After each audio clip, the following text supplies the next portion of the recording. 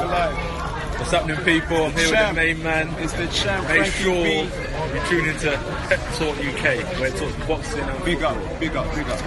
Thank you, AJ. Pep Talk UK.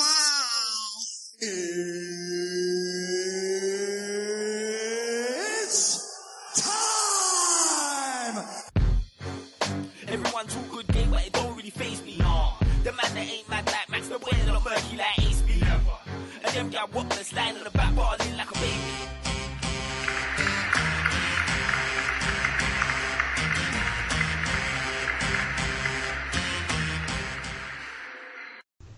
Oi, oi! Welcome to the Pep Talk UK Sports Podcast. The podcast that talks the major boxing and football news from around the globe. Real points of view from a real panel. Hashtag Real Talk on Pep Talk. Please subscribe to Pep Talk UK on iTunes and YouTube. Don't forget to like, share and comment. Now I'm your host, Frankie B, and I'm joined by a sick panel. Firstly, I'd like to welcome one of the original Pep Talk bad boys, MJ. How you doing, mate? Frankie B, MJ in the building. Very, very excited.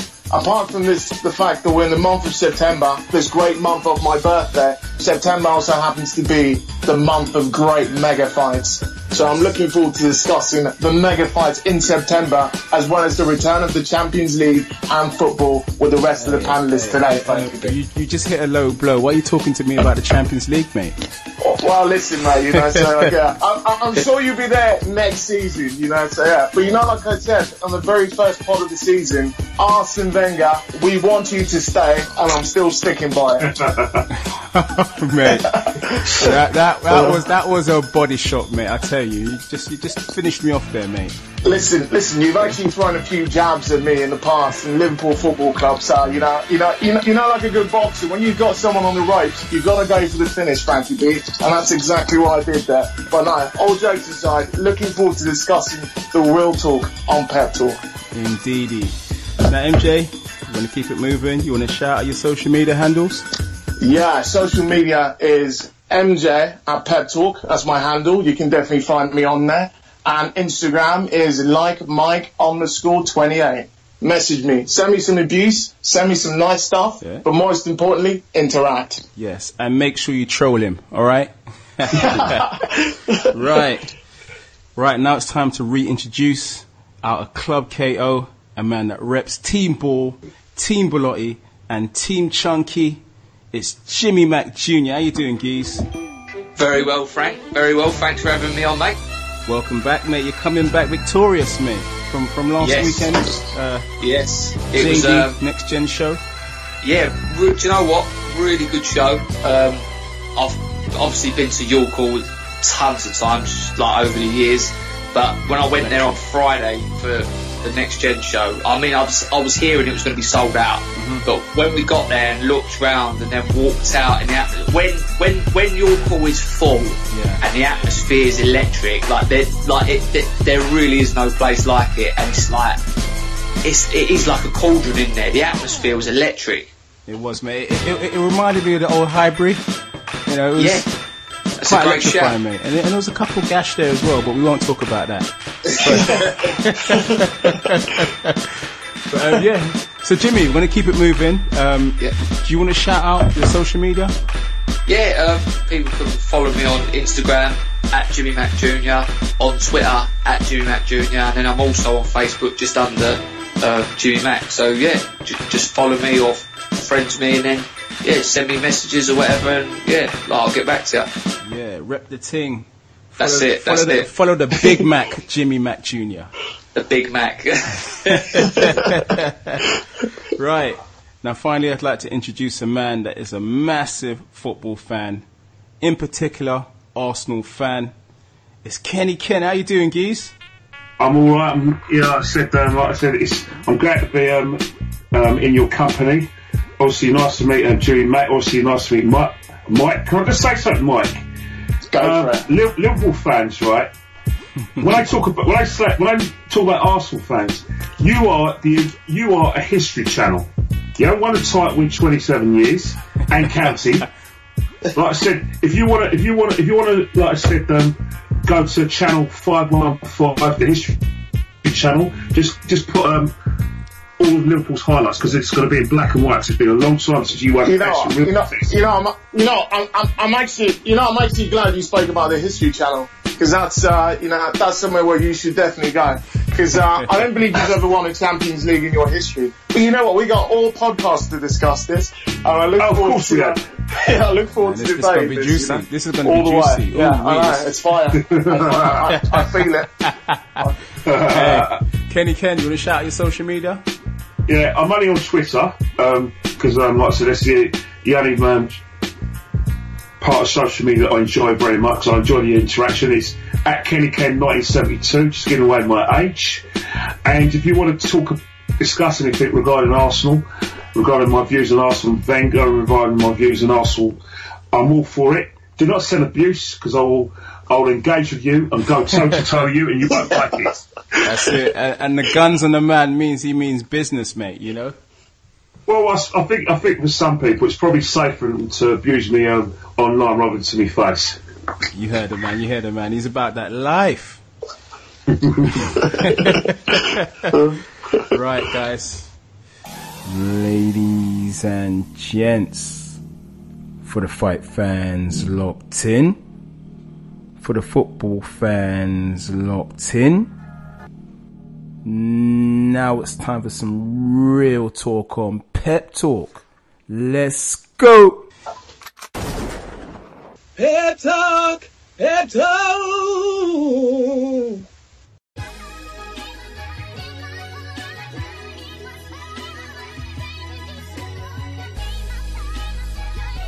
Yes! Let's get into it. It's real talk. It's Pep Talk. So we're going to start with the boxing, and the breaking news this week is the confirmation that Anthony Joshua will indeed take on Karabat Pulev at the Principality Stadium in Cardiff on October the 28th. Now MJ, Anthony Joshua, he's back, mate. It's the return of the big man.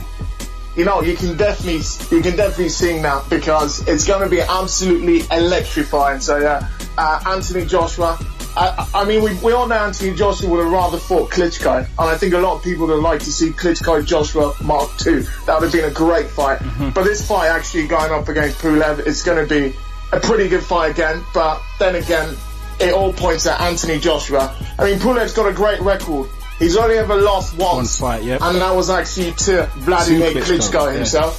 Mm-hmm. So he had a great fight against Derek Chisora. Even though Chisora reckoned he could have knocked him out, it was a closest fight, you know. So but ultimately Pulev did actually dispatch Chisora. So I think we can expect British fight fans will know Pulev from his fight with Chisora, and obviously Anthony Joshua. We all know the great hype of boxing over here. It should be an absolutely great fight.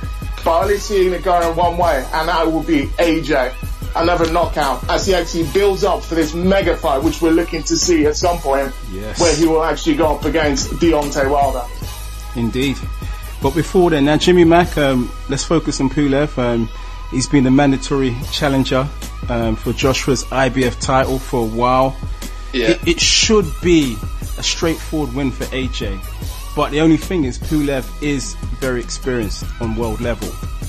Yes, well, do you know what, like sometimes these defences, like the standard sort of like mandatories where you have to like oblige and you have to fight these people, they're sometimes like harder than it. I know, like with the Klitschko fight, it turned into like an absolute war, and he showed like plenty of heart. He had to get up on the floor, but he would have been right up for that Klitschko fight, like fighting at Wembley, got Klitschko at his backyard, going for another world title. That would have been that is the top of the mountain really as well, isn't it?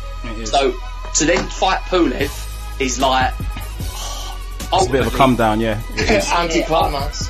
He's like everyone's going, oh, Joshua will like ruin him, right? So he's expected to win for one, whereas with the Klitschko fight, people was going, I don't know. So it was like a 50-50. More people was going for Joshua, but some people still did fancy like Klitschko or whatever.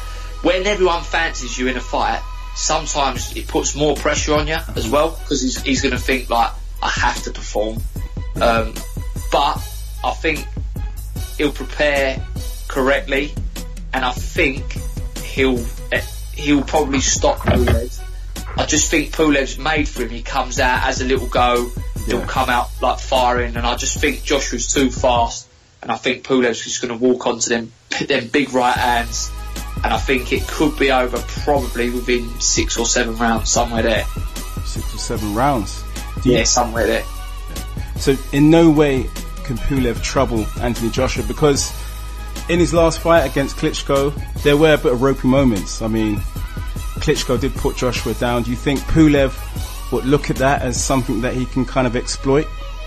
Yeah, I think he'll probably look at it and think, if I can, in his head probably thinking, if I can make Joshua run out of steam, like absorb it, it's easier said than done, because when you're getting it with them 10-ounce gloves, like, you might not know about it. Yeah. So he might just think, if I can just come out and just make Joshua work at a pace, get him blowing, and then start letting some bombs go, that might be his plan. He might that's what he might be thinking in his head. But Derek Chisora said that when he fought Pulev, he didn't rate his power. Didn't have the power. Again, that's going to be a problem for him as well, because for him to win this fight, he has to make Joshua work at pace, and by having to make Joshua, you have to sit in front of Joshua. Therefore, you're in the firing line. Because if he stands outside all night long, he's just going to get peppered, and like eventually he'll get stopped. But I just can't see how Pulev wins. Like I can't make an argument for it. I know he's got the experience and stuff. He's got a decent jab, and that's about it. Yeah, Joshua's got good feet. He's been to the Olympic Games. Like, he's got good jab himself. I just can't make an argument for Pulev to win this fight. And as well for AJ, it's a hard sell for him, because people are expecting him to just absolutely demolish Pulev. Apparently, there's going to be approximately 80,000 in the Principality Stadium for the fight. Yeah. So, maybe he will be up for it. Oh yeah, listen, don't get me wrong. Like, if you're walking out in front of 80,000 and you're defending your world titles and you're like representing your country, of course you're going to be up for it. Just like they say though, don't they? Like, fights are also won in the gym. Like, I know he's a top professional and he trains hard, but in his mind he'd have been thinking, do you know what? But a Klitschko rematch, he's already done well anyway. But I'd have hit the jackpot against Klitschko if I'd have fought him again for the second time. Omen knows, like, financially, like, they've been like well in front of the game. Now, like, drop down, fight Pulev, it's the same sort of thing. Like, it's a defence, but it's like, obviously for a lot less money. It's just going to be it's one of them, but I just think he'll look at the bigger picture. Right, let me get Pulev out of the way, then we'll move on from there. And see. We know the order of his next 3 fights. So it is Pulev. Yes. It is Ortiz. Yeah. And it is Wilder. Yeah. It starts to get a bit harder, doesn't it? Yeah. So in his own mind, he might think, do you know what? I'll use this. It's mad to think like I'll just use this first one just to get back into it. Just like, don't slip up, because I'm looking at the end of the runway and I can see a nice green and gold WBC belt. Jimmy, just sitting there. You're not allowed to say slip up in front of a Liverpool fan. You can't say that. God. To be fair, as an Arsenal fan at the moment, that's the only blow we're gonna land. So I think we've got to let us have that one. He's going to get me back during the football bit, I'll tell you that. Kenny Ken, hello, mate. Obviously, Anthony Joshua's got bigger things ahead for himself against Wilder and Ortiz, but do you think, he will ultimately, in maybe a year's time, unify the division? Well, like I said, he's got the opportunity, because I think he's a standout fighter in this division in terms of like boxing ability. There's no doubt in my mind that, like I said, he's a class above all the other heavyweights in Even Tyson Fury when he's back. I think in terms of Tyson Fury, the only person who could beat Tyson Fury is Tyson Fury himself. I don't say that discreetly. Tyson Fury is one of those fighters. He's very unorthodox to the extent that he can play. He can go he's kind of a switch fighter. He can go orthodox southpaw, and he's got very quick hands for a big man, and his feet are quick as well. But one thing about Tyson Fury is his power as well. I thought that when he fought Vladimir Klitschko, I think Klitschko has struggled very much in terms of like the. He couldn't work him out. Yeah. Well, he couldn't work him out because I think Tyson Fury like switched. He went from orthodox to southpaw, sometimes in the same round. And I think one thing that bemused Klitschko is Tyson Fury's speed. Like Klitschko's used to fighting fighters who are about 6 foot. Maybe 6'2", he's 6'5", 6'6", and he's always fought from range. And you know when he gets that right hand, that comes from range. He doesn't come forward because he fights very much like his brother. They've always been sort of long-range fighters, but they've always had speed of hand and foot, and in terms of like reach advantage over their opponents. I think Klitschko struggled with Tyson Fury reach, and I think Anthony Joshua struggled with that as well. But one thing about Tyson Fury as well is that he hasn't fought someone like Anthony Joshua who's quick and like I said, he's got quick hands, he's got a good jab, so you don't know what's going to happen. In terms of Anthony Joshua and Pulev, when he fought Jerry Chisora, what he's done is that he fought behind the jab, and like because Chisora's like about 6'1", he fought with long range. Yep. It was his main run, so basically it was like jab, right hand, and he moved that range. So every time Chisora came forward, it was like a jab, right hand. Because I think when he fought Tyson Fury in the second fight in East London, it was the same sort of thing where Chisora will struggle against someone who's about 6'3" and upwards, because Chisora's a very how I say he's inside fighter. Much. Yeah, it's not so much inside fighter. Chisora puts too much into his punches, which means he runs out of gas. And I think in terms of Pulev, in terms of Anthony Joshua, I do think that he will try and fight a range. He will fight behind that jab, but I think if Anthony Joshua catches him early, I think he puts him out in 2 or 3 rounds. What it looks like is that Ortiz is going to fight Wilder, and then afterwards, probably in March in Las Vegas, Anthony Joshua's going to fight Wilder, which is, I suppose, it's going to be like the blue ribbon fight. Although, personally, if you want to ask me this, and I speak from a personal level, I think the numbers are actually in Britain, where I don't think that Deontay Wilder is a Las Vegas fighter. I think in terms of like in America, if you know, I think Jim, you probably confirm this because, but I always noticed that in terms of the TV schedules in America, the fights that sell are the fights that involve Hispanic fighters. Is that correct, Jim? I think they like the aggressive, come forward fighters, don't they? But I'd agree with you on that one. I think if Joshua and Wilder are looking to maximise their earning potentials, the fight will have to be in the UK. Oh, absolutely, of course. Yes, I think Wembley, all day long.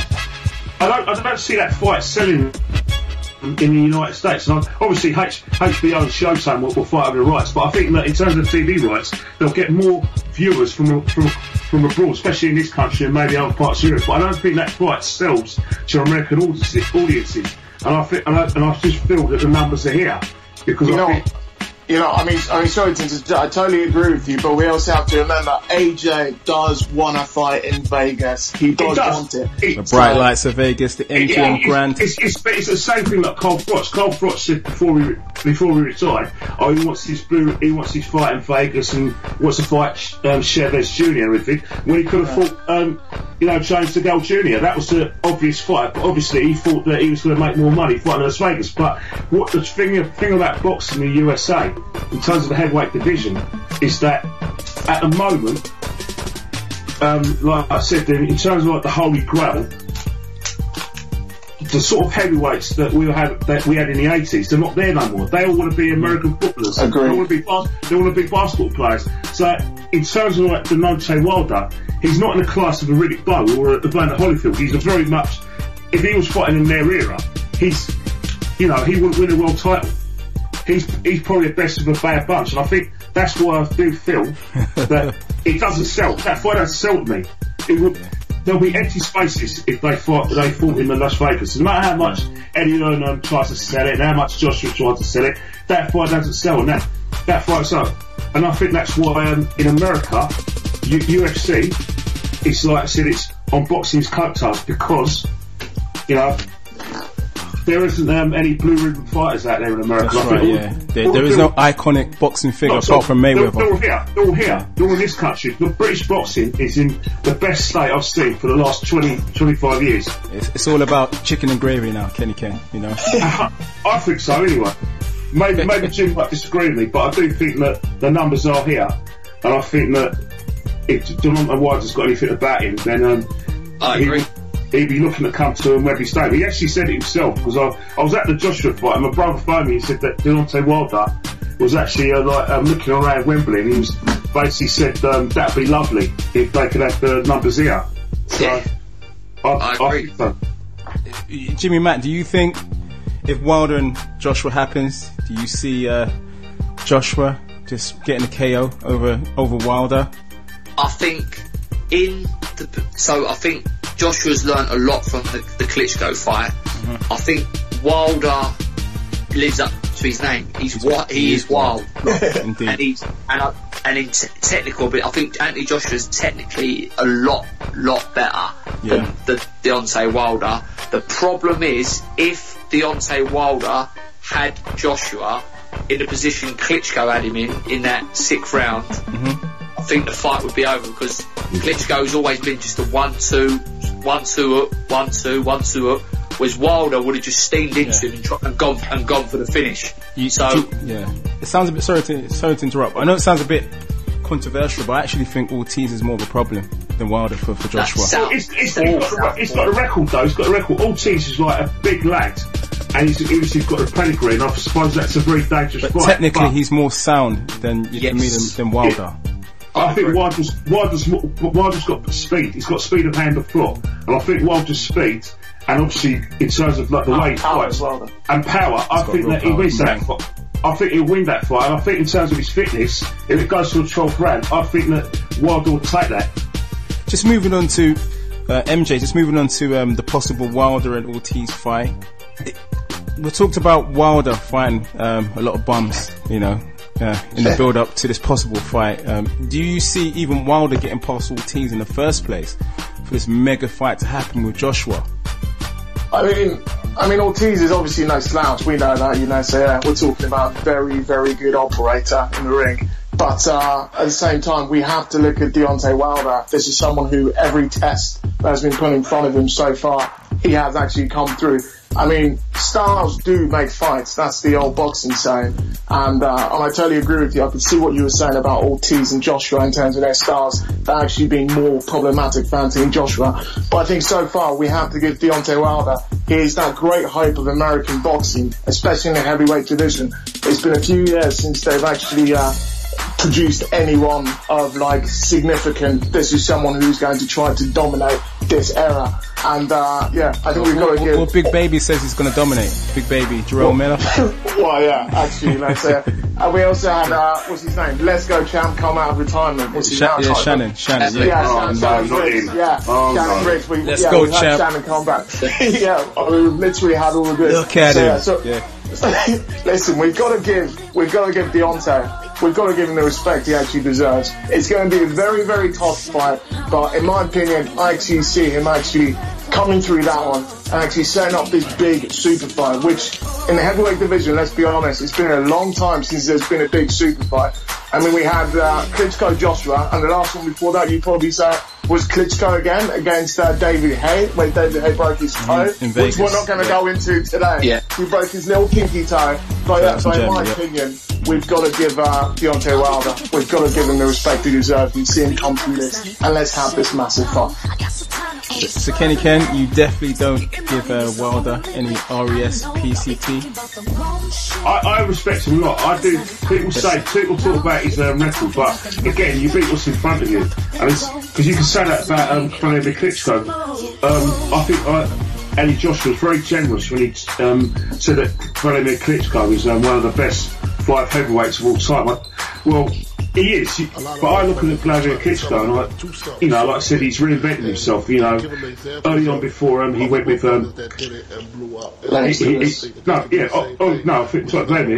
before he went with Manny Stewart. R.I.P. Manny Stewart. It was R.I.P. He was very chinny. He left his chin up, but he was very susceptible to the overhand right hand. And he struggled against southpaw fighters as well. But I think in terms of Manny Stewart, I think what Manny Stewart did with him and his brother is that he got to fight at long range. Gave him the Lennox Lewis, recipe. Yep. Exactly. So, and I think if you ask me, Klitschko was a very negative fighter. He didn't put himself at risk, and that was that. If you look at it in the fifth round, he got put down by Anthony Joshua. But towards the end of it, he had Joshua in the ropes. That's when he should have taken him out. Joshua was wobbling. And then in the sixth round, and then when he got to the next round, sixth round, he put him down. That's when Joshua was going. But what Klitschko was thinking, he said, right, I can't go in on Joshua because what will happen is that if I go in close up and short range, he was worrying about the other end right, which was going to which would cover him. And I think that's why Klitschko fought long range. And what he did is that he actually allowed Anthony Joshua to sort of get a second win in the second half of the fight. Because, and I think you're right, I think if that was someone like DEONTAY Wilder or any heavyweight boxer, I think they would have taken Anthony out. I think even Dillian White would have fancied his chances of taking him out if he had him on the floor in 6 rounds. So, well, all I can say to you, Kenny Ken, is thank God for Anthony Joshua's dragon punch, mate. I'll tell you about it. I'll tell you one thing, right? It's like I was in the stands in Wembley with my wife, and I swear to God, I felt that uppercut all the way up in the slots here. It was like crunch, and it was like one of the best nights of my life in terms of watching boxing, because obviously I've seen Anthony Joshua's career, because I remember going to the O2 watching a few fights, and I saw the fight with Dillian White, which was very much a grudge match. So in terms of Anthony Joshua, one of the things that can kill Anthony Joshua's career is the lack of competition after beats Wilder, because I don't see any heavyweights coming along. Maybe Fury. I definitely. Yes. I clap for that. That's the fight that I want. I think what's happening is that I think, as Floyd Mayweather says, you need a dance partner. Like, for instance, like Carl Froch, he needed, towards the end of his career, he needed a George Groves to, for that Wembley fight. He needed a dance partner. Floyd Mayweather needed Manny Pacquiao. He didn't really need Conor McGregor. Conor McGregor needed Floyd Mayweather as a dance partner. And I think what Anthony Joshua needs is like a very fit and focused Tyson Fury in order to keep him focused. Because I think that what will happen is that I could see Anthony Joshua retiring early through boredom, probably retiring at the age of 31, 42, because there's no fights out of it. Yeah, but what about Jimmy Mack, Daniel Dubois? If he comes through, he actually does as well as people expect him to do. Yeah. That, let's say 2019, yeah? That would be interesting. Certainly. It's you can always say, like, in the heavyweight division, they move you quick as well, right? As soon as you start going through the ranks. We obviously know he's a great prospect, Daniel Dubois, but we still don't know how well he's going to do. Obviously, he does well, like in the gym. I think he's smart. We all Joshua know and stuff. Yeah, we all know what he's been doing in the gyms. Yep. Doing it on the night over 12 rounds with little gloves on, under the lights, no head guards, for real against these top boys, Europeans, like European level and all that. If he can get through them and then obviously look good doing it, then we could be in for a mega fight on our hands, because let's face it, everyone loves a big domestic, don't they? Yes, yeah, especially me and the missus. We love a big domestic. Yes. I heard she comes out on top though all the time. Anyway, we're going to move on to Next Gen show last weekend. Now, Jimmy Mack, your man Jake Ball, he got the W. Some would say that when he had Sheriff against the ropes, that the referee should have, in fact, stopped it at that point. What do you think? Do you know what? At the time, for a split second, I thought he did stop it, because Jake was sort of unloading on him, but he hadn't gone down, but he was going down, and he was throwing, and then the ref sort of like pulled Jake off and pulled him away, and then Sheriff sort of went to his knees, and I thought he stopped that. And then when he told Jake to get in the neutral corner, I thought, oh, like he obviously ain't stopped it. He's counting 5, 6, 7, and I thought, right, I thought it's over. And then he sort of like unloaded, and I think the ref said to Sheriff, look, you've got to show me something. And then it sort of made for a cracking finish to the second round, because in the end they was nearly sort of they was going hammer and tongs at one each other. It was a war. And go back. I heard the ref allowed Sheriff to carry on because he showed him his badge. He showed him what? his badge. His Sheriff badge. It was, but no, fair play to Sheriff. I mean, not many people would have took them shots, because he took some big shots in that round. And unfortunately for us, Jake done his hand in all the madness. Yeah, I think I saw. hit the elbow. And for the rest of the fight, had no lead, had no front hand, he couldn't jab or nothing. So he boxed from the second round onwards with one hand, really. One hand. With just his backhand. Yeah, and still won. But first thing he said at the end of the fight, as we got in the ring, he's, without swearing, he went, "Get my glove off now." So we got his glove off, and he's like, "My hand is absolutely in pieces." Like, and in fair play to Jake, he never said a word in the corner. You know, he never said a word, not one word. Did he say my hands? He just got bit down and just got on with it. And he's a bigger man than me. I would have started crying, mate. I tell you that. Imagine he went. Imagine he said, "No, I'll swerve this. Let's just get out." Towel. Yeah. Yeah, you just can't do it. But then when we got his bandage off, like his hand had come right up, and he had his hand in the ice and all that. But I see him today. Funny enough, the swelling's still there. He said it's still a little bit sore. He said, but he's feeling like it's once the swelling goes down, it'll be a lot better. But he won't be able to punch for another couple of weeks yet. Wow. But the good thing is the missus can do the driving for him now. That's a good thing. That is it. That's the plus side of things. Now, MJ, you and I were both ringside. Who impressed you at that glorious night at York Hall? Oh my God, there were so many impressive performances. Don't say the ring girls. Don't say the ring girls now. Well, to be honest, it wasn't just the ring games. There was also talent floating about. You know, so I do have to agree with everything. It was an absolute. York Hall was absolutely buzzing. It was buzzing. And it was an absolutely great night.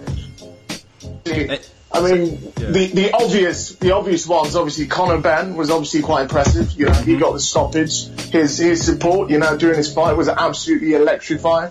I mean, you can pretty much go through every single fight and you could say, you know what, there were no upsets. It was a great night of boxing, and it was so impressive the way in which it was actually conducted. I mean, Frankie B, what about you? I mean, did you have any standouts yourself? For me, it's a bit difficult to say who was the standout performer, you know, otherwise that might come back to me. But exactly. For me, I just thought it was a great show in general. I think from what I've seen on the blogs and people talking in the street, a lot of them, you know, they liked, you know, the fights for different reasons. I think Cordina, a lot of people talking about Cordina. Yeah. A lot of people talking about, you know, Jake Paul's heart and how much Jake Paul's improving. Absolutely. A lot of people saying the same thing about Conor Benn as well. He's improving massively. Yeah. A lot of people, their highlight was Okole's knockdown. Oh yeah. Which was sweet. As soon as he hit the guy, everybody stood up. We heard the noise. Everyone stood up. So it really depends what you like. But you know, for me, all it showed is there truly is a next gen of promising fighters, you know, in the UK, and world champions in the making. That's all I can say.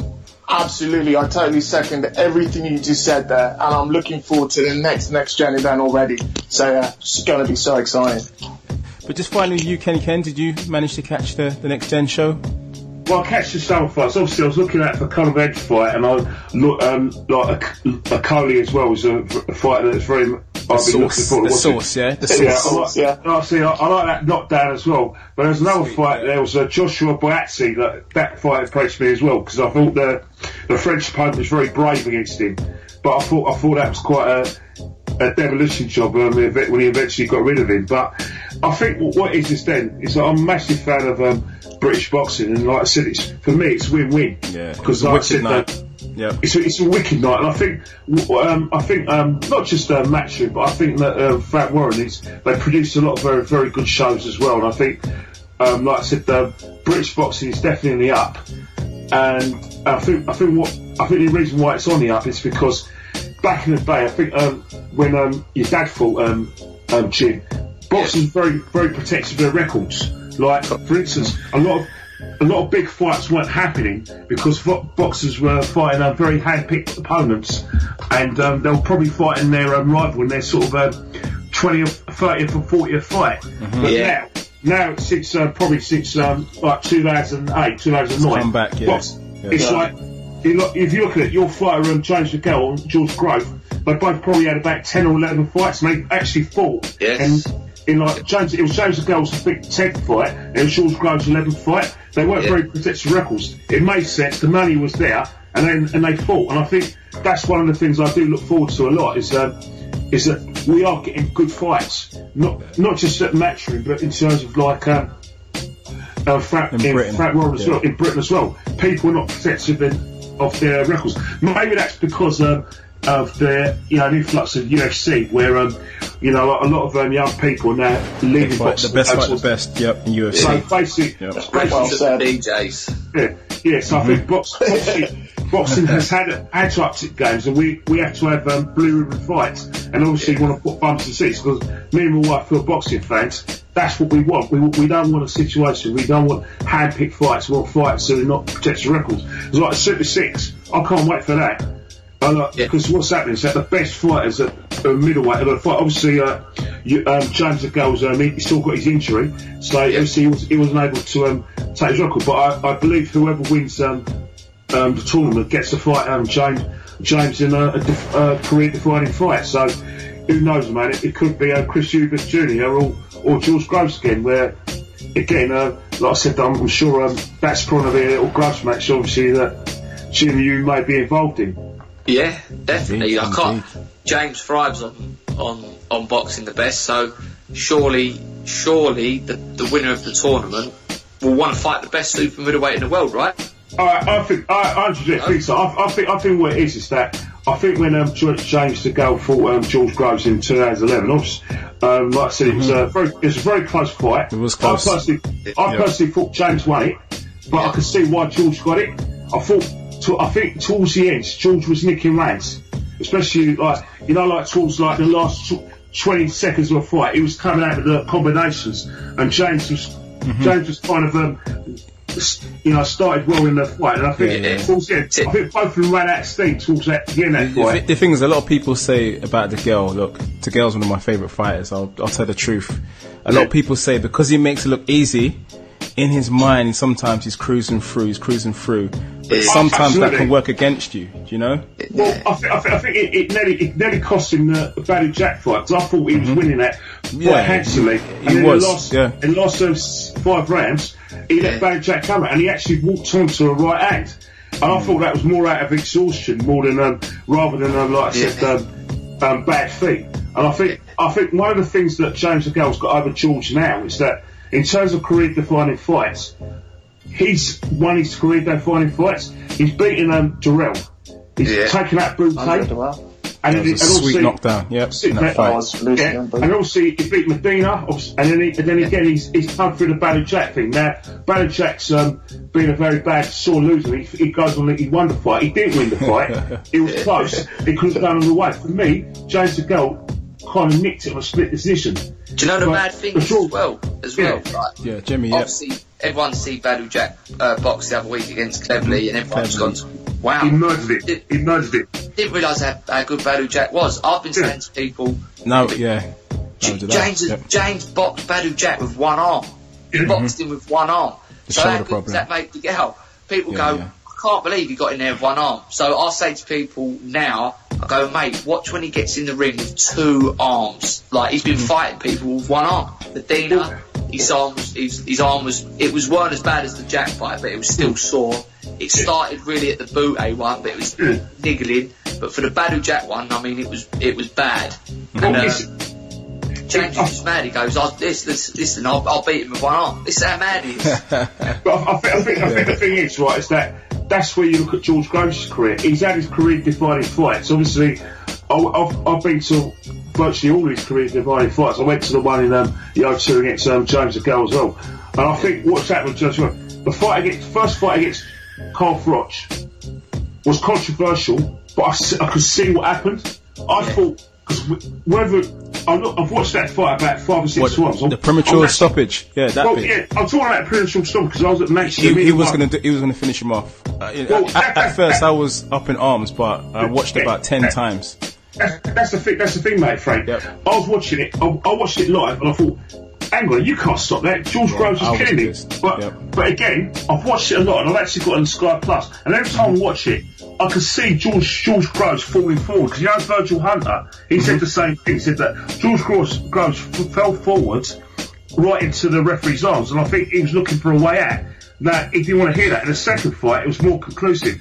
And then against Badu Jack as well, he's had 3 defining fights, and he's failed at level, and James hasn't. Although he won his fight against Chulinov, but I do think that Chulinov again was doing well for the first few rounds. Obviously, I watched the highlights because I was at the Wembley at the Cup final, so I came back and watched it on tapes it. But George Groves came through that, and it got stopped because of like I said, it was stopped. And I do feel that in terms of the career of where it's gone, it's been like a metamorphosis because James, there was time when George Groves was on the up. James was obviously crazy. Yeah, that's life, though, isn't it? He was fighting in shopping centres, wasn't he? Yeah, that's right. Yeah. He always swings around. And then all of a sudden, he gets that. He's on the bill on the sort of George Groves Carl Shotchbury at Wembley. Wins that fight, and all of a sudden, boom! It's like they've just gone past each other. Yeah, it's life. He's in the mix.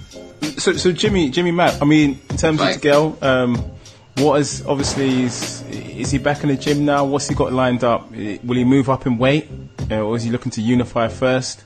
Well, James is currently just having like a little holiday. He's still been training, like been running and stuff, and he's been doing stuff like with his shoulder. I believe James should be back punching either next week or the week after, and then from then we'll know sort of roughly when he can sort of like box or whatever. In regards to moving up in weight, I don't think he needs to move up in weight. I think all the fights are at super middleweight for him. James does 12 stone really well. You've obviously got the rematch with Groves, obviously after if the tournament does well. You've got Callum Smith if he does well. You've got Eubank Jr. if he does well. Who else? There's another kid coming up. Benavidez is the Mexican kid. He looks good. Obviously the Durrell brothers. If Anthony Durrell comes back and wins a belt, there's some big fights at super middleweight. And James has always said the only fights I'd move up for at light heavyweight are the big, just the one-off big fights. Yeah, he said I wouldn't be interested in campaigning at light heavy. He said because I do super middleweight, do it nice. But he said I'd never rule it out. He said, but if the right fight was there, then I'd definitely move up and have it. We wish him good luck with his recovery. That's for sure. Thank you very much, boys. Now it's interview time. Our boxing correspondent Sheeraz, the boxing nut, has been busy once again. Now first up, let's hear from a man making his debut on the undercard of Saunders vs Monroe Jr. at the Copper Box Arena, September the 16th. It's Hamzah Sheeraz. Pep Talk UK are at 5-Star Amateur Boxing Club in Romford with a young lad who's about to make his debut at the Copper Box on the Saunders Monroe Jr. undercard. It's Mr. Hamzah Sheeraz. How you doing, Hamzah? Yeah, I'm all good. Yourself? I'm very well. Now, Hamzah, you're 18. Yep. How tall are you? 6'2". Do you know what? I'm on tippy toes. Yeah. I'm trying to stand next to you. And you're quite a tall lad, aren't you? Yeah, tall for the weight. I've always been tall for my weight, even in the amateurs. So. Oh, speaking to your dad, yeah, who I know well, and We were wondering whether you've stopped growing. I think I'll keep going, to be honest with you. I'm getting taller every day. Have you set yourself a limit? Like, I want to be 6'6" or 6'7". I want to be the tallest fighter out there. No, because I'm really tall for my weight, so I'm happy with whatever happens, to be honest with you. Talking of weights, what weight are you going to be fighting? I'll be debuting at super welterweight, light middleweight. You mentioned you've had an amateur background. Yeah. How'd you get on as an amateur? I done alright, to be honest with you. I started at Debden Amateur Boxing Club, which was like round the corner, and I used to come to Firefall for sparring anyway. So halfway through my career, I got to the schoolboy national finals. Unfortunately, I lost in them, so then I thought it was time for a change. So I come to Firefall Amateur Boxing Club, where I was trained by first Eddie Kelly, and then for my senior career, I was with Lenny Butcher, and then I reached a few more national finals, won a few titles. And then as soon as I was about to hit 18, Lenny presented me with the opportunity to turn pro, and I was doing an apprenticeship at the same time, so I had to weigh my options up, and then I just grabbed the opportunity with both hands. What's it like training with Lenny Butcher? Oh, it's brilliant. It's wicked. He's probably one of the most easiest coaches to talk to, because you can tell him things, you can adjust things, things that you don't like, you can change it with him, whereas other coaches sometimes a bit set in their ways, if you know what I mean. But look, we've got a good camp. We've got Harley, Benn here, we've got Sanjeev Sahota, who I'm sure you're familiar with. So yeah, it's all going good. It's good. Now, I know you were listening to a conversation between me and Lenny Butcher. He was trying to get me back in the ring with one Mr. Billy Long. You know I retired him, didn't you? Yeah, did you? Yeah, I retired Billy Long. Billy, you hear that? I retired you, bruv. No, Billy's also another wicked fellow we have in our camp. He's because he's had a pro career himself and a good amateur career himself, we can learn things off him. So me, Sanj, Harley, we just talk to Lenny, talk to Billy, and they give us their advice. So yeah, it's good. He's brilliant to have in the camp. In terms of this training camp, I know you've done some training overseas as well. Tell us about it. Where were you? Yeah, I was in Dubai about 2 weeks ago. I was doing training out there. It was originally for a holiday, but as soon as I got my fight there, I had to weigh my options and change things around. So I was out there. There was a good gym out there. I didn't know the name of it, but yeah, we done a few rounds there, sparring pads, whatnot. And yeah, it was good out there. And the weather brought down my weight quite quick, as it's hot out there when it's 50 degrees on a normal day. But yeah, it was good. It was good to train out there. It was a different experience. Enjoyed it. You know, I was in Dubai. I don't know what kind of weight you were losing, because I come back heavy, mate. Did you? On some problem. No, the only thing that out there I couldn't eat the food, man. That was a killer. I could not eat the good food. I love the food. It's nice out there. Do you know what? I'll let you jump on. I'll send you some pictures in a bit. I saw it on your Instagram. I'll show you the lovely food I was eating. Yeah, the food. Oh, it's brilliant out there, but I couldn't have it because I had to stay tick to my diet, unfortunately. Now, in terms of sparring in the UK, you've sparred some good names. Who have you been sparring? I've sparred. I'll say the best I've sparred in the UK would have to be Bradley Skeet. I think I've done 6 rounds with him straight off about a couple months ago, and I'm telling you what, he's the sharpest person I've been in with. But I've also been sparring the likes of Joe McCrory, Sanj himself, Harley himself. Some good people I've been sparring out there. How excited are you about making your debut? Oh, I can't wait. I ain't boxing, I think 10 months now was my last amateur bout, and I can't wait. I can't wait. Now, I've seen you pop up at shows. I've seen you love your boxing. I love it, yeah. You watch boxing. You take this seriously. Yeah, 100%. As do some of your family and extended family members that keep harassing you, as you know. My uncle. No mentioning your uncle Amar Khan, when I'm going to keep his name out of this. You've got a good team around you. Yeah, 100%. What do you want to achieve out of this? Just like anything, the end goal is obviously to become a world champion, just like anything, but I'd like to take it step at a time. So, get my debut out of the way, touch wood, I win that, and then just go onwards and upwards from there, winning Southern area titles, English titles, British titles, so on and so forth. You've got a team of sponsors behind you already. Do you want to give any of them a shout out? Yeah, I'll give them a shout out. A massive shout out to Spice Village Ilford. Go there for nice curries if you like your curry in Ilford. You got Allcom Trading, got Acorn Insurance, got my strength and conditioning training up in Hackney, CrossFit Hackney, brilliant gym out there, and also a massive shout out to SPM Car Hire, who do brilliant cars. Now, give everyone a follow, give them a little shout out, but most importantly, give this lad a follow who's just about to hit you with his social media handles. What are they? Yeah, my Instagram is H_Sheeraz99, my Snapchat is HSheerazBoxing, and my Twitter is Hamzah_Sheeraz. Make sure you give that all a follow. Well, the Pep Talk boys are going to be there at Saunders Munro Jr. We're going to be watching the fight. Wicked. We'll be there nice and early to watch your debut. That's it. Go get that win, my brother. 100%. Cheers, Shaz. Nice one. Wicked. Nice one, Hamzah. Take Cheers. Thanks. Let's go, Hamzah. Finally, let's hear from a young fighter signed to Frank Warren, who is 2-0 as a pro. It's Harley, Benn. Pep Talk UK are joined by another lad who I've seen fight twice now. He doesn't really need an introduction. Mr. Harley Benn. How you doing? Yeah, not too bad, thanks mate. How are you? You're comfortable, you're at home, you're at 5-Star Amateur Boxing Club. Yeah. You're training with a good group of lads around you. Yeah. How are you settling in as a pro? It's coming along well. I mean, everything so far is going to plan. I find it hard in the gym, but I think every boxer does. I had my first fight, my debut in February, the 24th of February this year. Managed to get the second round stoppage. To be fair, I don't remember too much of my first one. The reason I think that is because the nerves were flying, and the only parts I can remember is when I rewatch it. But it looked okay. I didn't box to my best of my ability. I think again that was down to nerves, and then I moved on to my second bout at the Brentwood Centre on June the 2nd. It was a bit of a mix-up there. My opponent got changed on a day, ended up fighting someone that was 6'3" and threw me off a little bit. First time I saw him was when I got in the ring, but first round sort of just tried to work him out.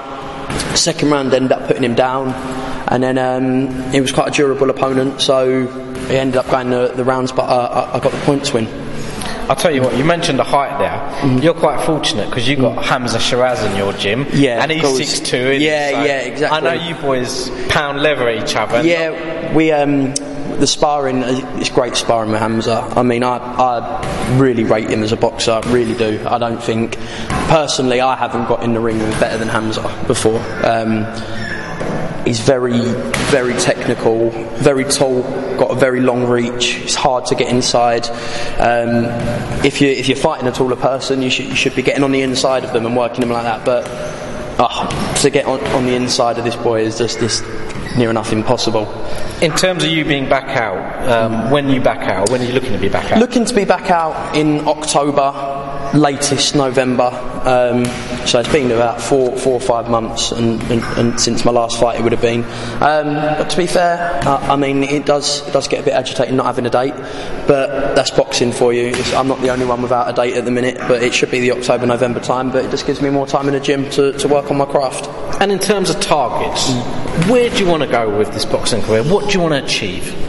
I think anyone that boxes without wanting to be a world champion shouldn't do it. I think you've got to aim for the top, because it's too hard to just want to give it a little go or aim for anything less than the top. It's too much of a hard sport. It changes your whole life, the dedication, the sacrifices. So I want to be a world champion. Do you know what I mean? I want to take every step as it comes. I want to get my fights out of the way, and Southern area title, English title, British title, just keep moving up the ranks over the years come. Harley, one thing I like about you are quite straight talking, but I do have a gripe with you. What's your nickname? See, there's been some thrown about. There's been Bomber Ben's been thrown about. There's been Kid Wonder's been thrown about. There's been a few, but I'm just waiting. Hopefully, by my third fight, I'll have a set in stone nickname. Listen, anyone that's got a good suggestion, drop Harley Benn a message and give him some suggestions as to what you reckon. Watch him fight and work out some nicknames for him. Now, shout outs. I know you've got a good lot of people behind you. Anyone you want to give a shout out? I'm going to shout out to TYSON Scaffolding, my main sponsor. I'd like to shout out Pete Fairs, who helps me with managing Harley Benn Promotions. Also another one of my sponsors. Obviously I'd like to shout out my mum. She's always there for me, always making sure I'm up, ready for the gym and everything. And all my supporters. And in terms of supporters, all our listeners, I would recommend you give this lad a follow. His social media handles are? Twitter is @HarleyBenn. Instagram is Harley Benn, and I have a sports Facebook page which is under Harley Benn Sportsman. Well, Harley, it's been a pleasure. I'm now going to have the pleasure of watching you and Hamzah doing what you do best. I hope you the best of luck with your career. No doubt I'll be speaking to you soon. You take care. Thanks very much. Cheers, Harley. Thank you. Cheers, buddy. Cracking interviews, Shaz. Right, now it's football time. So ultimately, the Premier League has been on an international break.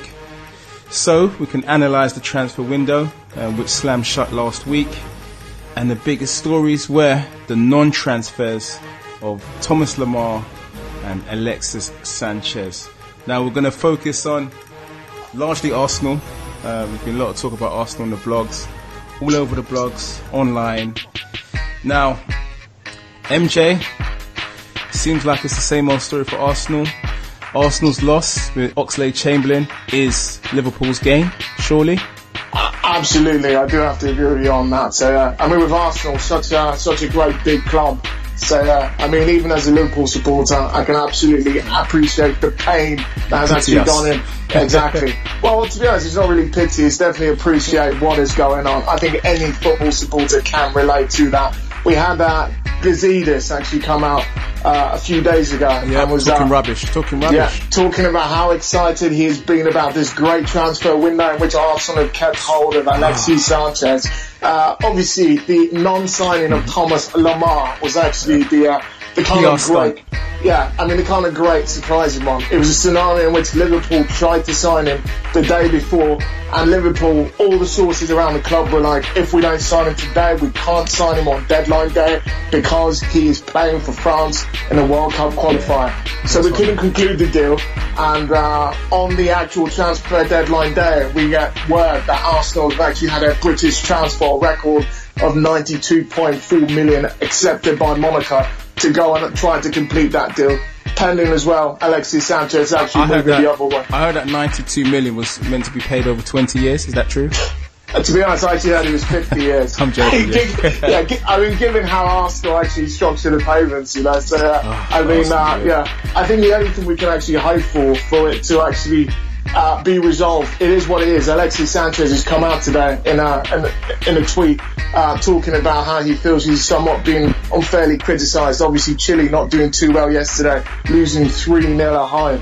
So that wasn't really the greatest fight. I think it was against Bolivia. So it wasn't the greatest game ever. So there's definitely a few issues around there. And only from a Liverpool perspective, I just hope that whatever's going on can be resolved. I'm not sure what you boys make of it, but I'm eager to actually find out. Jimmy, Matt Jr., let's start with the outgoings for Arsenal. Oxlade-Chamberlain, I mean, he played for England midweek. A lot of Arsenal fans have been putting it on the blogs, and it's gone viral that he did this 40-yard run, and then he skied the ball over the top of the net. Does that sum up his Arsenal career, or are you quite happy, or are you quite disappointed, shall I say, to lose a young player that had a lot of promise at one stage? Do you know what? Oxlade-Chamberlain is a brilliant player. I watched him, funny enough, where was it? It was either the semi-finals or the final, or the cup final last year. And I was thinking, he's our best player on the pitch. Like, it was literally, he wanted to play for Arsenal, and I think he was playing out of position, and like he was getting left on the bench, and I think in the end he just wants to play football. Mm-hmm. And stop being messed about, basically. Yeah, I think Arsenal offered him, I think was it 180 grand a week or whatever it was, and he turned it down. Chelsea wanted to buy him, and he probably thought, well, I'm going to sit on the bench at Chelsea, so he turned them down. And by him actually moving to Liverpool, I think shows, not just to me but to everyone, he wants to play football. He don't want to be sitting on the bench like week in, week out. He wants to be out there like playing football. And I was sad to see him go, because he's obviously a top player. But I mean, if he's not happy there, then what can you do? Like, he ain't happy. Jimmy Mack, I was disappointed when I heard Arsenal were going to sell him, but a fellow Gooner came to me and showed me the stats, right? 9 goals, isn't it? 9 goals in 6 years. When I saw that, I'm like, okay, cool, man. I see your point. It's not great. 9 goals in 6 years. I mean, I've scored more, in a five-a-side, in the game, in 1 year. Ox is one of them players, like, he'll come on and he'll either have an absolute stinker, or he'll come on and he'll have a blinder, and he'll create something, or like, but he's never sort of in between, is he? He's either sort of one or the other. Like, you don't really know what you're going to get with him. But I know we've sold him and whatever, but problem is, like, who've we brought in? And that's the thing. We're looking to sell players and not bring in. Yeah. Well, now we're going to get to the man. I know he's going to have a big rant. This is going to be a lot of real talk. Kenny Ken, take the floor, mate. Arsenal transfer window. Well, let's just start it off right. Is that the reason why a transfer window was a joke in the first place? This nonsense started in January. You had 3 or 4 players who are out of contract. Now, I said on Twitter as early as July, if they do not sign improved contracts, I want them gone, because we cannot waste time trying to mollycoddle these players whilst we're trying to get players in. Now, Alexis Sanchez, in order to time that Alexis Sanchez was at Arsenal in January, not once did he come out and say he wanted to play for Arsenal. Not once. The only thing he said was that, I'm going to wait until the Confederations Cup, then I'll decide my future. Then when he got back from the Confederations Cup, he says, I want to play Champions League football. That's not saying he will stay at Arsenal. Yeah. Now, since he's come back from Chile, he's had flu in summer. Now, the only person I know who has flu in the summer, I've never known anyone who has flu in the summer. And then what's happened? He had an abdominal injury. Now, this is a geezer that too much carbs, mate. Too much carbs. I'm not sure. This is a geezer that if I was to chop a 20 kg plate on his foot, he still want to play. He still want to play the next day. Now, all of a sudden, we're getting all the injuries now. Now, it's a fact that Alexis Sanchez wants to leave. It's a fact. It's a fact. But can you blame him though? Let's be honest. Not at all. I don't blame any of the players really, because as far as I'm concerned, Arsene Wenger is a career destroyer. Players who've come to Arsenal have gone backwards, and that's a fact. Theo Walcott has never developed. When Theo Walcott plays football, he still plays as though he's playing for his debut. He's got no technical ability. He hasn't developed a football brain, and he hasn't developed game managers. In 11 years, that is a disgrace. Oxlade-Chamberlain has left Arsenal because he wants to save his career, because he wants to go to Liverpool, where there's a plan for his career, in order to develop him and get him into the World Cup, and plus he's going to get better coaching. The same for Mesut Ozil.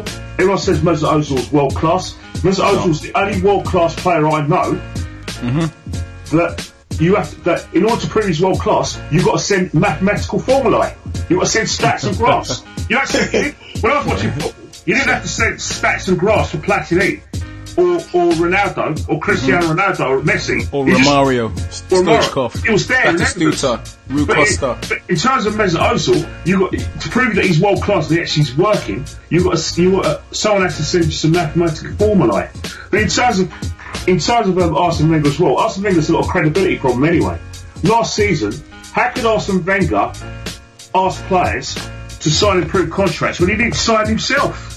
We basically wasted half the season last year because that man put speculation over his future as over the good of the club and the good of the team. And what happened?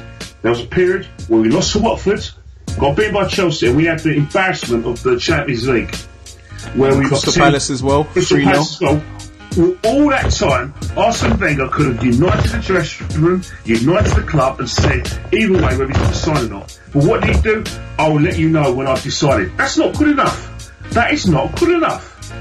And what happens? You have what you do have. You have a situation where players are going to use that excuse. Oh, I'm not going to sign until Wenger signs. But really, what's happening there is that players like Alexis Sanchez and Mesut Ozil and the Ox do not feel that they're ever going to win the league or win the Holy Grail to the Champions League under Arsene Wenger's management and under Arsenal.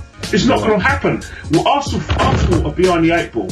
Even if we get rid of Wenger, which I hope we do, it's going to take 2 or 3 years for this mess to be corrected. Not only we've got to change our coaching methods, we've got to change. We've got to take the culture, the DNA of the side. You've got to take the DNA of all the young 23s, the youth team, because they all play the same way as the first team. Also, you've got to get a technical director. We've already got the guy from Team Sky who is basically dealing with player contracts. But again, he's obviously doing a great job so far. Well, it's been a fantastic. Yeah. But Arsene Wenger has got too much control over that football club. So if you want Arsenal to come forward, you have to get rid of the regime. The regime at Arsenal is Arsene Wenger and Stan Kroenke. Stan Kroenke is using Arsenal Football Club as collateral to build a new stadium for the LA Rams in Hollywood. So basically, that's why we're not having any money to spend, because Stan Kroenke can't afford to do it, because the club is collateral for his other ventures in the US. Arsene Wenger has got control over every department of the country. So if you want to say get rid of Stan, well, then you have to say get rid of Arsene Wenger. So it's no good saying, oh, let's get the AKBs and the Wenger outbreak together, let's march and to save the club. It's not going to work, because the AKBs do not see that Arsene Wenger is part of the regime. So it's like a contradiction in terms, isn't it? It's like basically having like cowboys and Indians, you know, like I said, going to battle together. I mean, when really it's just a contradiction in terms. It's not going to work. The club is a mess. You've got situations now where players are briefing against Alexis Sanchez, i.e. saying, oh, he's problems in the dressing room. So basically, Arsene Wenger has got a man management situation with Alexis Sanchez now. I can see he doesn't get on with Ramsey, because every time Ramsey misplaces a pass, I see Sanchez complaining. But even so, it's a situation Arsene Wenger needs to manage. He needs to reintegrate Alexis Sanchez into the dressing room, because this is a player who does not want to play for Arsenal. So how is he going to go to battle with his teammates, knowing full well that they think, well, he doesn't want to play it? How are we going to trust him? That is something Arsene Wenger's got to work on. And you've got Mesut Ozil, the cheek of the man, the cheek of him. Ex-professionals criticising the club. I mean, the cheek of that man to ask about ex-professionals to basically, they better stop criticising me and get behind the club and tell the fans to get behind the club. You ain't signed a contract, mate. You ain't signed a contract. You know what? That's when you start, mixing weed with brandy, mate. And you start doing the two at once. That's what happens. You say things like that. And the thing about that, what he's trying to do right now, he is trying to create a situation where basically he's playing himself the victim and saying, right, I'm your current player, and now he's trying to create a wedge between the former players and like I said, himself, which means the fans have to choose. So basically, he's now saying that these former players like Lee Dixon, Martin Keown, Ian Wright, are not behind the club because they criticise him for his no-shows. I know his game, alright? This is what Mesut Ozil's going to do. Mesut Ozil, at the end of the season, is going to sign, in January he's going to sign a pre-contract with a big club, and then he's going to go abroad and earn £500,000 a year, because the big clubs won't have to pay the fortune. All this nonsense about saying that oh, no big clubs coming from Mesut Ozil. They don't have to. They can get him on a free in May. So they don't have to pay salary. So so the Barcelonas, the PSGs will come in from Mesut Ozil, because guess what? He's coming for free. So if he's coming for free, you can give him £500,000 a year. So he's played a blinder, isn't he? Players like the Ox, who's left, players like Mustafa who wants out, and players like Bellerin who wants out, and that's a fact. Bellerin does not want to play for Arsenal. Mm-hmm. That was in Ornstein's report, wasn't it? No, it's just a fact. And the reason why Bellerin does not want to play for Arsenal is purely on a professional basis. He wants to play in the World Cup for Spain.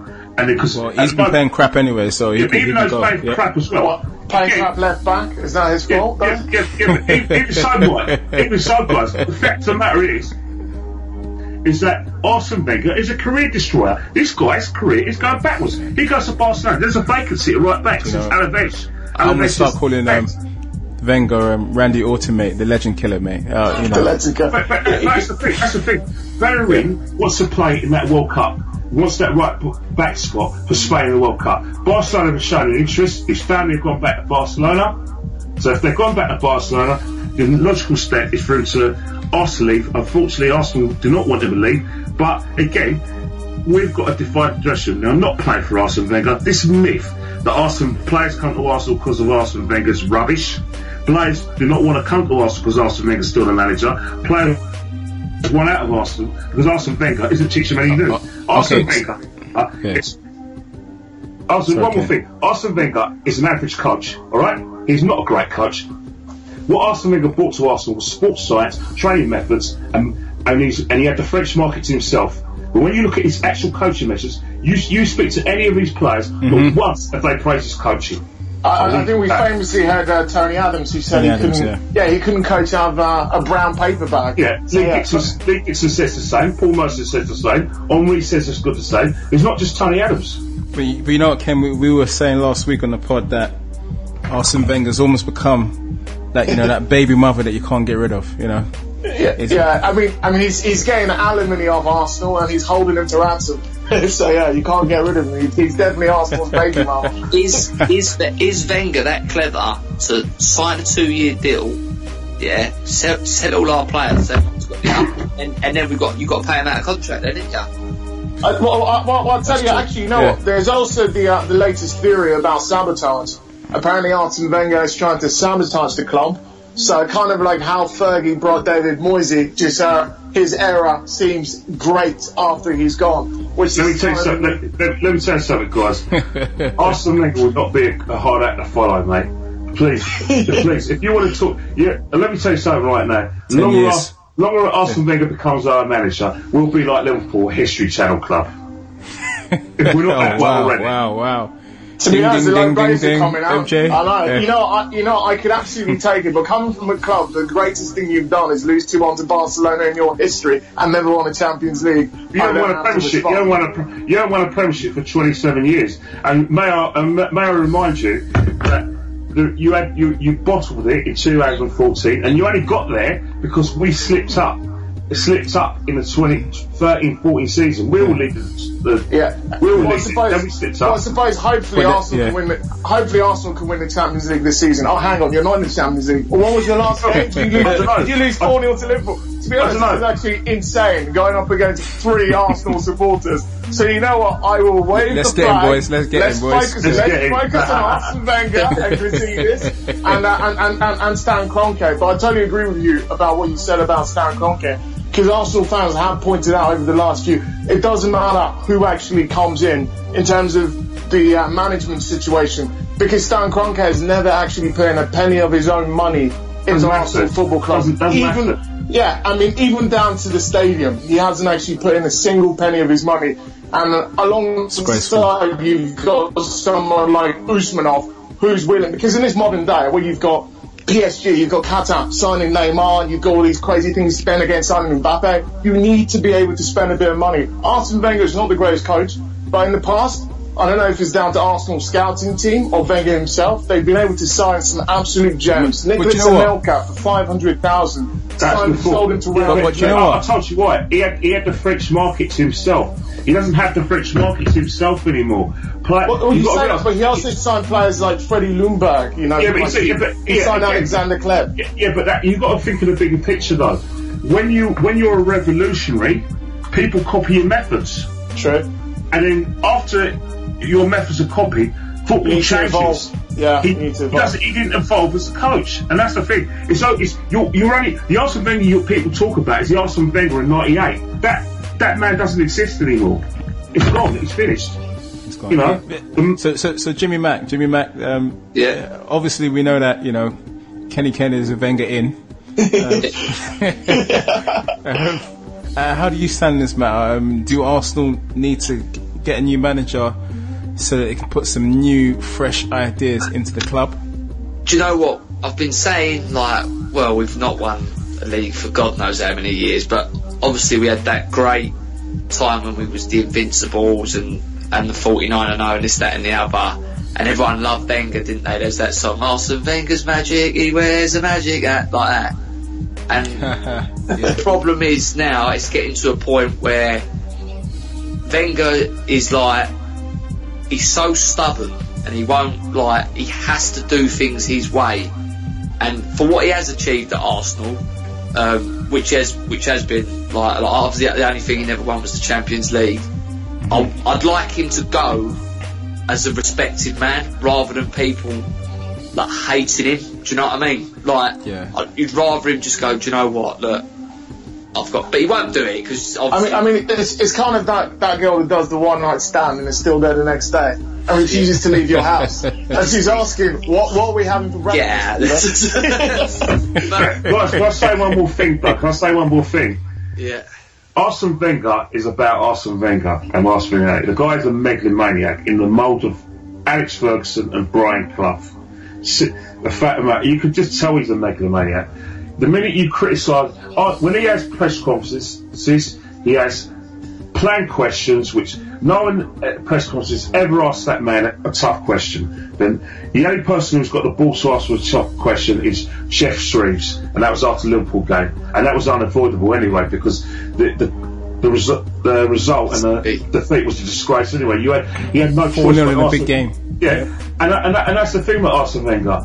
Whenever anyone criticises Arsene Wenger, they are banished from the club. Alan Smith is banished from the club. Tony Adams is banished. Lee Dixon is banished. Why? Because Thierry Henry as well. Thierry Henry will soon be banished. And you know why? Because they've raised genuine concerns about the club they play for, and they've been objective. They haven't been personal as Arsene Wenger. They've asked questions. They have said, why are Arsenal playing the same way, or why are they open?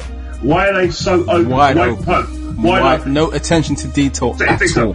These are not criticisms of Arsene Wenger. These are questions and concerns that are not just raised by the pundits, they're raised by the fans themselves. But when you question Arsene Wenger, you're out. And then what will happen? The PR battle starts. And what will happen is that fans who should know better and who are behind Arsene Wenger, like I said, win, lose and draw and to death do us part, will start turning on these players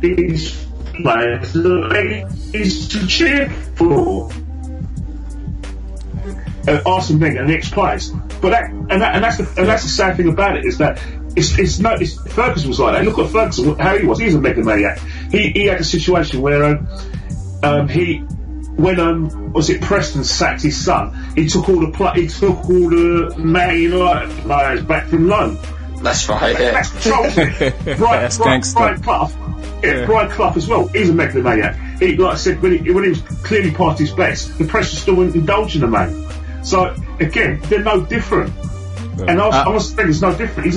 Arsene Wenger thinks of Arsene Wenger. Don't buy into this nonsense that Arsene Wenger loves the club. He loves the club, but if he loved the club, he would have walked away years ago and not signed that contract. Yeah. Anyway, just to round up now, MJ, obviously it's been all about Arsenal. Just to quickly round up about Liverpool, how happy are you with their transfer business before the window's shut? Frankie B, glad you can ask me that. I think the football statisticians actually use formulas to come up with players that have actually been overpaid in terms of a transfer fee, and players that have been underpaid as a transfer fee. And the most overpaid player, which is his value versus his transfer fee, came out at Kylian Mbappe. So, and in terms of underpaid and value for money, came up as Mo Salah. We signed him for about 39 million. Apparently he's worth about upwards of 60 million. So with Liverpool in terms of the transfer window, a little bit disappointed we couldn't sign that centre half, because God knows we've got a leaky defence. That's going to be a big problem. Yeah, it's going to be a big problem. But I think this season we're going to try to outscore everyone we play against. Which good luck with that one, So yeah, I don't see that going too well. But I would give our transfer window a B+. Had we signed a great centre half, and have we signed Thomas Lemar, who's obviously a great player as well, but we held on to Coutinho, I'll just say B+. I'm happy. It doesn't, I'm not blown away because we desperately need that centre half. But who am I to complain? We're doing well, so let's just keep it going. Indeed. Well, we'll talk more football next week. Now, I'd like to thank MJ, Jimmy Mack Jr. and Kenny Ken. Don't forget to subscribe to Pep Talk UK on iTunes and YouTube. Join us again next week. Thank you.